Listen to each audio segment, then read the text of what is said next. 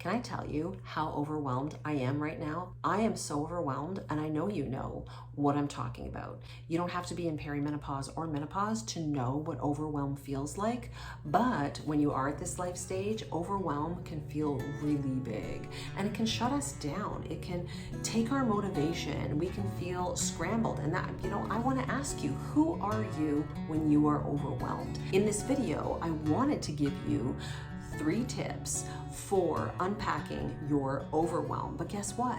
I got so overwhelmed making it that I had to step back and apply the first tip to myself. Now, these 3 things may not always move you out of overwhelm if overwhelm moves into the area where your mental health is affected.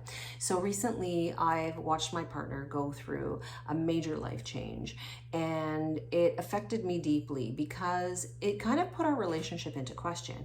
And that really rocked my world because I was puttering along, taking things for granted, and really not paying enough attention to how he was feeling. And so my overwhelm moved into a state that was a lot deeper. I ended up phoning my doctor and receiving some mental health help. And so this is where recognizing that, yes, it's great to have some tips, but if you feel like I did, where I was crying a lot and I couldn't get out of bed some days, and I actually didn't even have the wherewithal to engage with my daughter, to see my stepkids.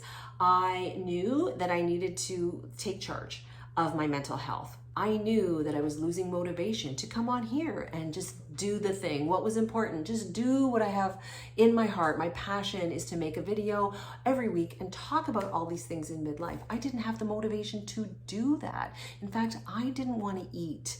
And so sometimes we don't recognize these things in ourselves. I had been down this road before. I could see it. And so I did make that call. Now, if you are struggling with overwhelm, maybe you have trouble seeing whether or not you might need some extra help in the professional realm.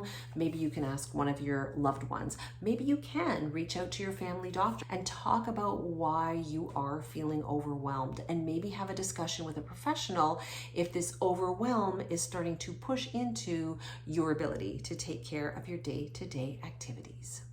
All my videos are for education, conversation, and information only. They're not medical or mental health advice. So please, if you are struggling with your health mentally, physically, any emotional aspect, any physical aspect, seek help from your licensed care practitioner. Thank you.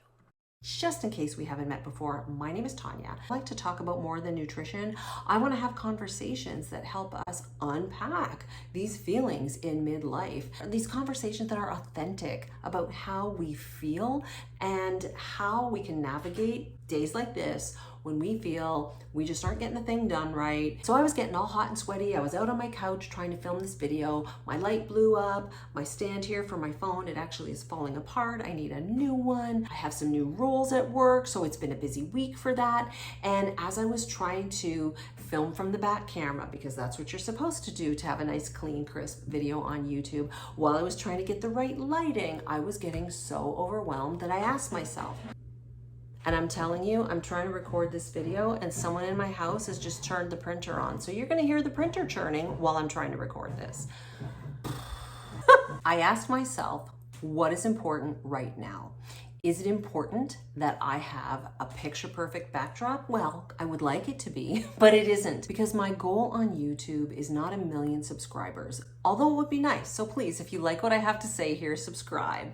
My goal here on YouTube was to help women like me, like you, live a life that is not confined by food rules, thoughts in our own head, and society's expectations of aging. And so if I continue to do all of this like perfectionistic think around my YouTube video today, it wouldn't get up here. My goal, when I asked myself what the most important thing was, it was just to film and get the thing done in a way that made sense so we could talk. So for you, tip number 1, if you go to work tomorrow, or you're at home tomorrow, or you're somewhere tonight where you feel overwhelmed, stop and ask yourself, what is important to you right now? And if you don't know how to figure that out, I do have a little resource that I'm going to put in the description that you can download to get you started. I find that this little self-coaching question is really helpful on days where I have a to-do list. Oh my gosh, do you hate the to-do list? Where I have a list of a bunch of things that I want to accomplish, and sometimes my time management isn't too on point because I can't particularly get all these things done in one day, but I think I can, especially in the morning when I've had 9 cups of coffee. I have a to-do list. I have to sift what's important. And sometimes tip number 2 is what you need to do to figure out what your priority is. So tip number 2 is to get some paper. I still use paper. I have a pencil or a pen and I write. I brain dump. If you aren't a brain dumper, dumping all the thoughts out from your head onto a piece of paper can be super helpful because it stops the swimming in the soup of stress and you get everything out there and you can look at it on paper and start to prioritize what really is important right now. I don't know where the analogy of the glass versus plastic ball came up, but it was shared with me from someone who works in parenting, and really imagining all the things on your piece of paper as glass or plastic. What can be dropped and what can't? And if you do drop it, will it bounce or will it shatter? So that can sometimes give you a little bit of a way to sift what's priority from your brain dump, and you could figure out what is important like right now in this moment. And I would do that with my tasks at work. If there was an urgent message that needed to be answered, that would be number 1. In fact, the brain dump, the pen to paper, can be very useful if you get up in the morning and you feel overwhelmed with a really big day, or if you go to bed at night. How many of you go to bed at night and you think you're really tired and then you put your head on that pillow and you're laying there and you're like, there's this, there's this, there's this, there's this, there's this, right? Before you know it, it's 1 or 2 in the morning and your head is still going. The brain dump can help you with that. Put a piece of paper and a pen by your bed. Okay, the third thing that I want to share with you is using this analogy of suitcases. So I use this with clients, and in my regular job, I see clients through a wellness company, but I also see clients on my own. And when I see a woman who is just like the woman in my DMs on Instagram that inspired this video, if they're thinking about all the things that they need to do or want to do, I should say, for their perimenopause health, I use this concept of unpacking like suitcases. I have people write down little words in each suitcase and then we unpack them so we know where to start. Because if you are approaching your health much like this woman was, with that message that she sent me, being overwhelmed with all the things when it comes to diet and exercise and nutrition and supplements, then you can feel like you're running in circles and you don't know where to start. So if you take all of those little hot spots that you are talking about, you put them down on a piece of paper, you can actually pick them back up and put them in an imaginary suitcase. Just write it on top of the suitcase. So if you are actually talking about nutrition, if you open up that suitcase, what is in there? Is it the fact that you are worried about your heart health? Are you worried about fiber? Are you worried that you have a genetic history to some really kind of scary disease and you want to know how to eat for that? Or maybe it's your weight, because that does fall in a nutrition category. When you think about it, when we are worried about our bodies, what do we do first? We seem to turn right to food rather than start to get into a place of acceptance of what is. To move forward, we go right to the food. So you can take each little worry from your brain dump, put it on that suitcase on the outer part in there, like write it on down, open up the suitcase, and you can start to list all the things that have to do with sleep. Why is sleep a priority? What's stopping you from sleeping? Why is nutrition a priority? What's stopping you from eating vegetables?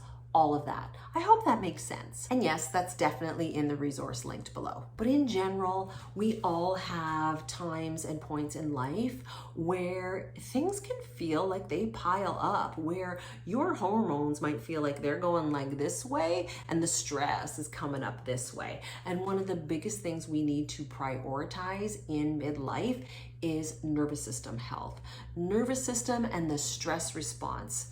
Now, we can talk about this on a future video, but dumping all of the things out of your head that are causing you that increased heat, stress heat in your body where you're worried about all of the things, dumping them out on a piece of paper can be just one little valve to take a little bit of the pressure off. You might have some of your own tips, and if you do, I would love to hear them below. So as you walk away today into your day or into your night, if you feel overwhelmed, ask yourself, what is important to me right now? What can I pull out of my head and onto a piece of paper so that I don't have this stress soup swimming in here? And when I'm ready, what one or two things can I unpack and go deeper on so that I can see where some of this overwhelm is coming from? Now, if your overwhelm leads to more of an emotional eating, or you're working on your food relationship, but when you get overwhelmed, you might drift over to the cupboard and want to soothe with food, no, you're not alone.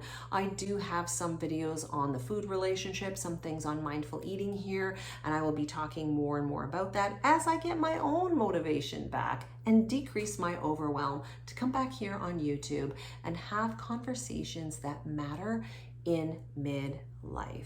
And if you check out my playlist on the food relationship or any of my other videos, please comment below any of them with a topic that you want to talk about, because we can all decrease this midlife overwhelm together. I'll see you in the next video. Bye for now.